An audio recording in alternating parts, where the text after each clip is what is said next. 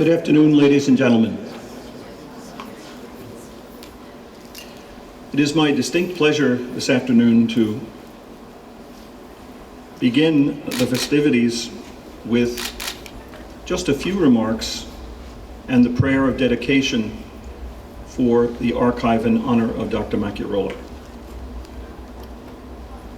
Today, April 7th, 2016, we are assembled at the McGarry Library of St. Francis College to dedicate the archive which will preserve the collected works of Dr. Frank J. Macchiarola, his books, professional documents, and personal papers. It is now more than 3 years since Frank left us, and his passing is a loss that is still difficult to understand and even harder to accept. The dedication of this archive, however, will help to ensure that Frank's legacy will endure, that through its presence, the influence of his genius shall continue to enlighten the understanding and strengthen the spirit of St. Francis College for many years to come. Frank Macchiarola was born in Brooklyn on April 7th, 1941. So it is altogether fitting that this archive is being dedicated on the 75th anniversary of his birth. He grew up and lived as we live today in times of rapid social change and cultural confusion.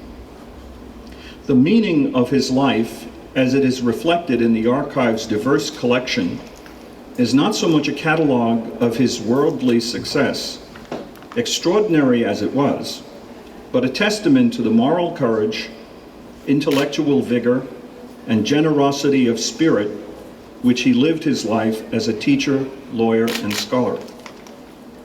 Of course, Frank was a deeply religious man, but it should not be forgotten that he was preeminently a lawyer and a teacher of the law. The practice and teaching of law were the cornerstones of his life's work. And it is our fondest hope today that by means of this collection, his profound understanding of the law will continue to instruct and inspire us. Let us now say a prayer of dedication using the traditional Catholic rite for the blessing of an archive as our model.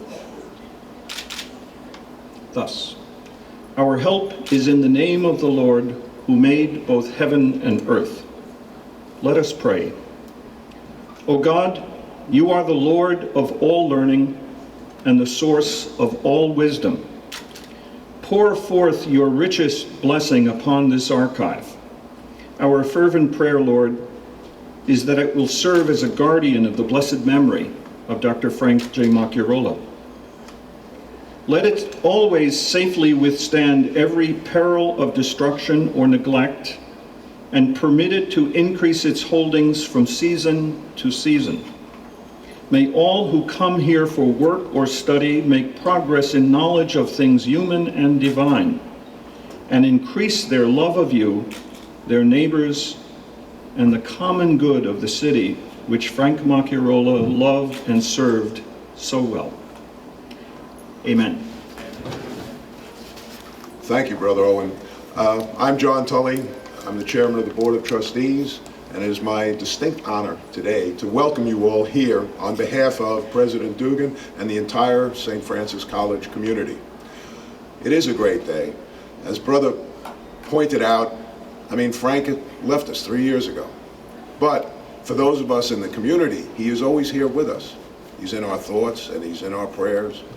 But today, we dedicate something tangible, and I think it's a marvelous thing to have his presence tangibly represented here, where we can read and he can still guide us and teach us. And it's just a marvelous day. And I would like to move along, because who could match Brother Owen's words? And just my primary role is to introduce Dick Halverson, a dear friend and associate of Frank's for many years, starting back in 1996, I think it was, at the New York State Emergency Financial Control Board. 78. 78? All right, see, I'm wrong numbers. But I'm a lawyer. Numbers are only, they're tools. They're not necessarily facts. But I was with the SEC when we were looking at that too back in '76. But Dick served New York City in so many capacities, as Deputy Controller, as an advisor to Mayor Koch, Ed Koch. But we remember him more for all he did for St. Francis. Because while he worked with Frank at the Board of Education as one of his deputies, we remember him for all he did for us. He joined us as an executive vice president. I'll try with a number again. Was it 1999?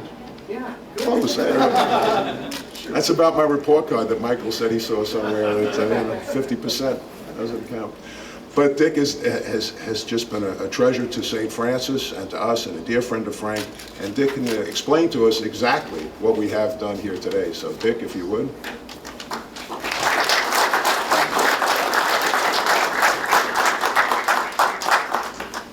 Well, it's great to be here, especially on Frank's 75th birthday, to inaugurate this archive, which has been a long time coming, several years of work on the part of many people who are in this room today, and which, if any of you have had a chance to look at the screens behind you, is now in beautiful online form and will be available for you to use.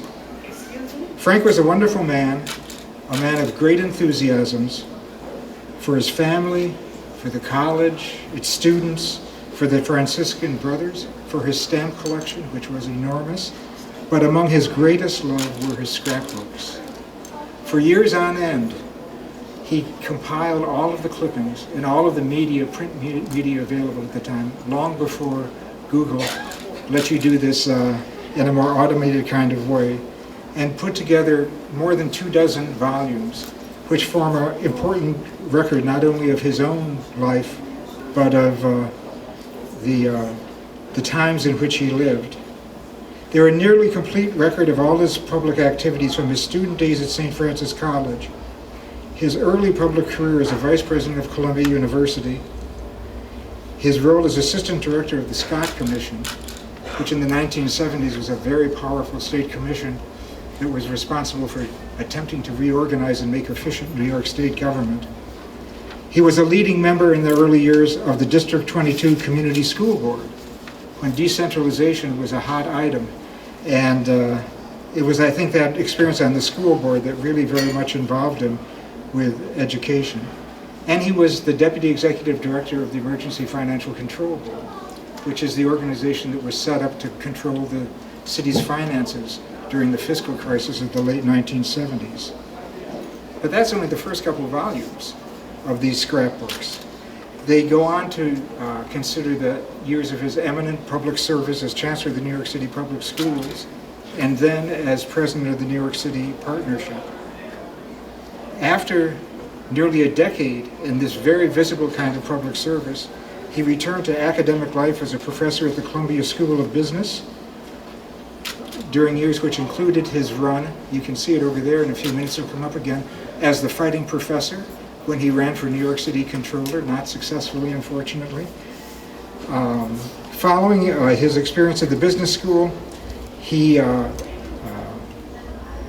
became Dean of Cardozo Law School of Yeshiva University. But, you know, we're only 2/3 of the way through the scrapbooks so far, because this was followed by his return to where it all began, St. Francis College, where he served as president and then chancellor for more than a decade. The 24 scrapbooks of press clippings of those years not only represent his personal story, but also document the history of many of the critical issues and moments in the history of New York City. Some of the scrapbooks are on display right behind Steve. You have to put on white gloves to look through them, but they're just a sample of the total number. Mary says she remembers gluing in some of the clippings 30 years ago, and I'm sure there's students, many alumni of the college, who remember gluing in things up in his upstairs office during the time that he was here. Similarly, besides his scrapbooks, this archive includes his published papers, which clarify many of the public issues in which he was involved, which advocate for all kinds of innovative public policies, and which illuminate the public discussions which dominated New York City life in the 1970s well into the first 2 decades of this century. They include, most famously, his advocacy during his years as school chancellor for the proposition that all students can learn. It was a revolutionary concept. He was famous for enunciating in a way no one had done before the proposition that the school systems were there to serve everybody, not to exclude anybody, not to exclude people without green cards, not to exclude anybody from its services. His career as a member of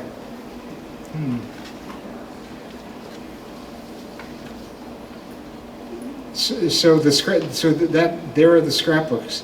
Similarly, the public papers are on view on the website, which categorizes them in a number of ways.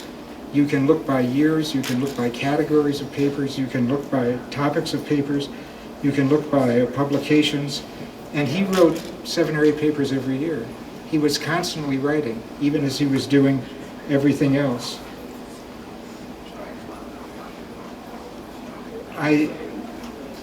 I would like briefly to talk to you a little bit about the website itself and how you might access it. You can access it from your computer at home today by going to macchiarola.fsc.edu/Omerica, O-M-E-K-A, which is the host for the website service. When you go on the website, you'll see a home page which gives you the choice of going actually to 3 collections. One of the scrapbooks, one of the publications, and another one of the photographs of Frank and his family that were taken over the years. Which brings me to a request from the library, which is hosting this operation, and that is on the table behind you, right there, there's a little white piece of paper. Bob Bennett is holding one. The library is very interested in finding more personal mementos of Frank. Photographs, letters, anything that humanizes the paper and the visual images that are already available. And they would love to hear from you. And you can write them, you can write to them, follow the instructions in that form. If you have a photograph, particularly one that shows him as his warm and generous and funny self, I think, the library would be most happy to get it for its collection. We want to thank a lot of people who made this website possible. It began about 2.5 years ago, went through a lot of consideration of how it might best be done, and there was a cadre of people who were there from the very beginning that have brought it to fruition. One of whom, of course, is Steve Bogart, Frank's closest associate for most of his work, who has devoted a lot of time to guiding this project and its successful completion. Another is Alexandra. Is she here, Alexandra? She's defending her dissertation. Pardon? She's defending her dissertation. She's defending her dissertation. She's soon to be Dr. Frank's helping. She's soon to be Dr. Egler. She worked for many years as Frank's assistant and became a faculty member of the Department of Religion here at the college. And I guess she's getting her dissertation in Union Theological Seminary, her degree from Union Theological Seminary. We want to thank particularly the people at the library who made the creation of this website possible in a most professional and beautiful way. Jim Smith, who's the director of the library. Jim, are you here? Who's behind the pillar over there, who led the entire effort. The assistant director of library services, Mona Wasserman. Mona, where are you? Right there, who rescued the process because Steve and I and other people who were initially involved in putting it together really didn't know what we were doing. But Mona seemed to know. So she's really the guiding light for much of it. Also, Mia Sandlin. Mia, where are you? Right there, who spent enormous hours cataloging in the most meticulous way. We thought you just made copies of all these things and put them up. Mia has organized them so that you can actually find things that you're looking for, and you'll be very impressed by the professionalism of this collection once you see it. We also want to thank the people from the IT department who were so helpful in doing this. Alex, is Alex here? No? Who is no longer with the college, but with his colleagues, spent an enormous amount of time. But most of all, we want to thank Mary Macchiarola and her boys, Joseph,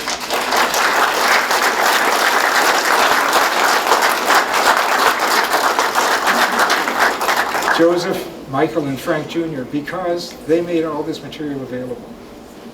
The scrapbooks that Frank labored for so many years on, the publications which he did in great number, and some of the memorabilia which was left in his office with his passing. Without their cooperation and help, this never could have happened. Frank had a great family. He involved his family in everything he did, including his work life. I can remember having Easter egg hunts in his office when Michael Macchiarola was about this tall and was very good and very efficient at finding Easter eggs. So we've known them for a long time, and we've appreciated their involvement in Frank's life and their involvement with all of us. And it's my pleasure to introduce Michael Macchiarola, who's going to say a few words.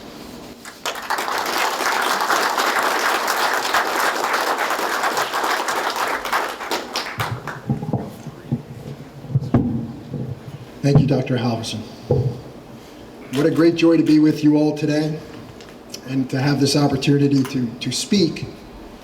There was a major fight in the Macchiarola house over who would get this honor. And we derailed Amtrak so Frankie couldn't get here.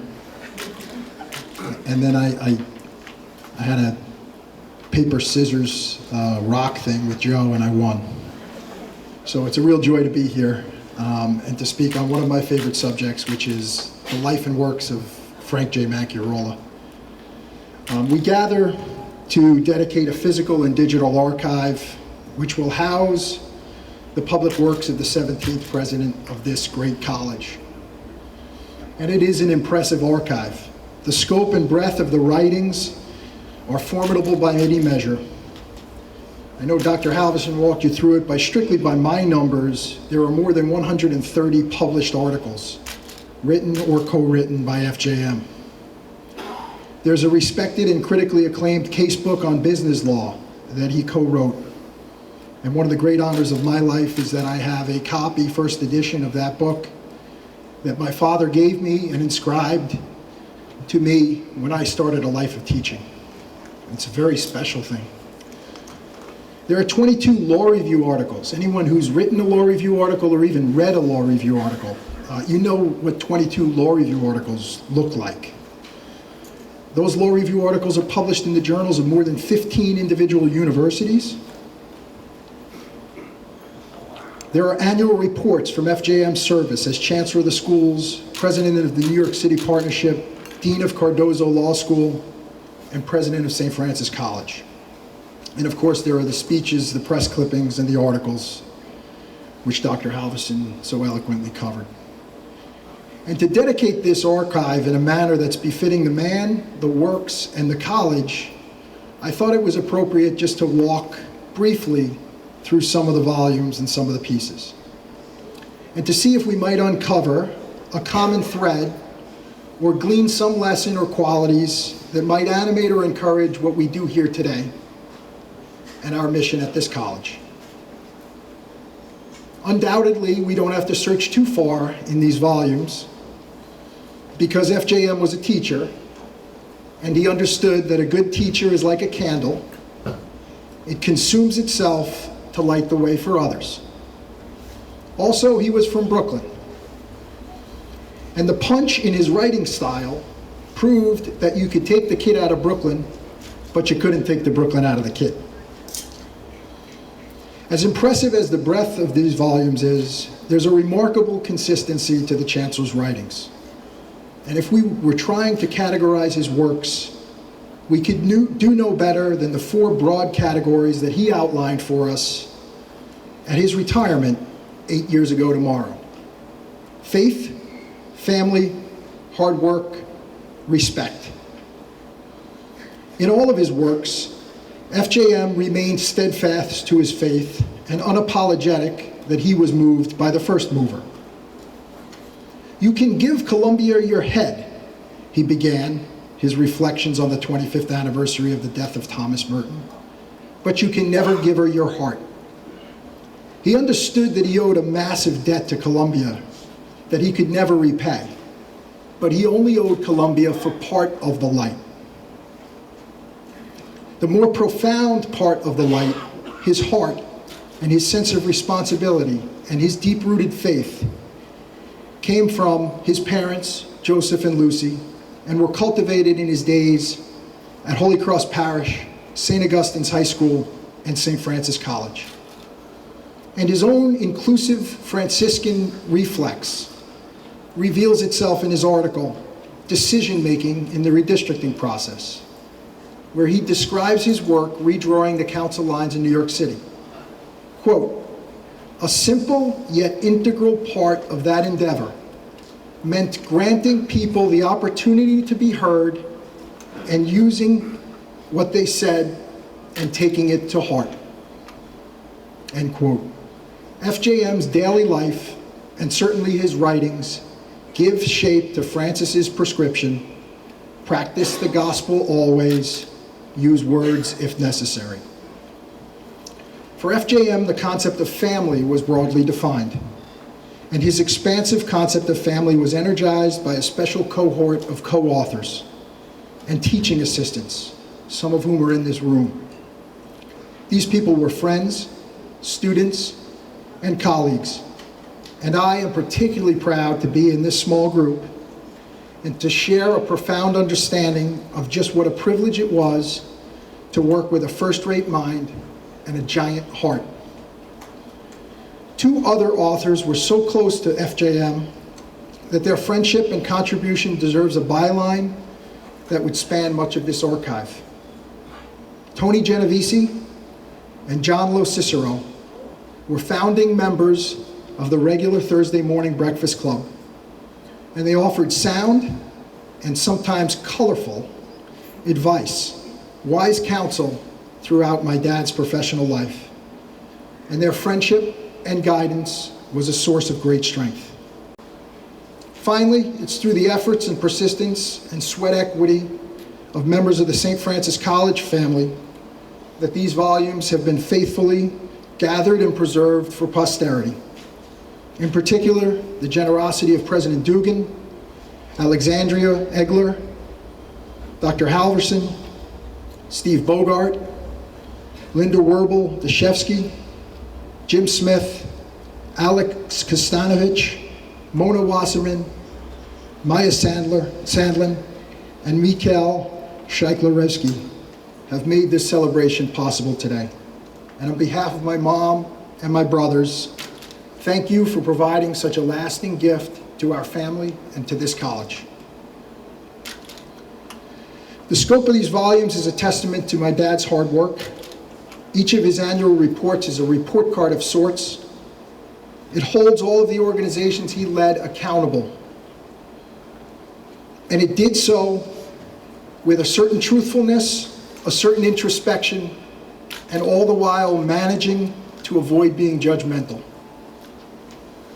Of course, For Our Children was his finest statement of his philosophy of education, and it held that all children can learn, all children are equal, and it is our responsibility to promote learning and equality. Finally, with respect to respect. Conceding that respect is most often expressed in the distribution of power. Those flexing muscle, often at the expense of the less powerful, were shown no quarter in these volumes. The fighting professor was inclined to defend those who couldn't fight effectively for themselves. In one of his pieces, he says, "For a school to be effective, its students must be convinced that not only can they succeed, but that the teachers and other school personnel believe they can succeed. Indeed, for a school to be effective, students must sense that the adults feel a responsibility toward the achievement of student success." Dr. Mack also came routinely to the defense of his beloved New York, declaring his allegiance unabashedly in the title of his very first work 75 years ago. Local finances under the New York State Constitution with an emphasis on New York City. His Two New Yorks was published in the City Journal in 1993 and served as an important reminder that New York had 5 boroughs. The piece was a significant contribution in a lineage that stretches from Jacob Riis through Rudy Giuliani's Quality of Life campaign to even Mayor de Blasio's progressive sense of a tale of two cities. Albert Einstein once said, "It is the supreme art of the teacher to awaken joy in the creative expression and in knowledge." And today we hope that these volumes allow FJM the staying power to continue to do just that. At the very least, there is undoubtedly something here for the most practical of persons, who heeds the words of that great American philosopher P.J. O'Rourke, who once advised, "Always read something that will make you look good if you die in the middle of it." Thank you and enjoy.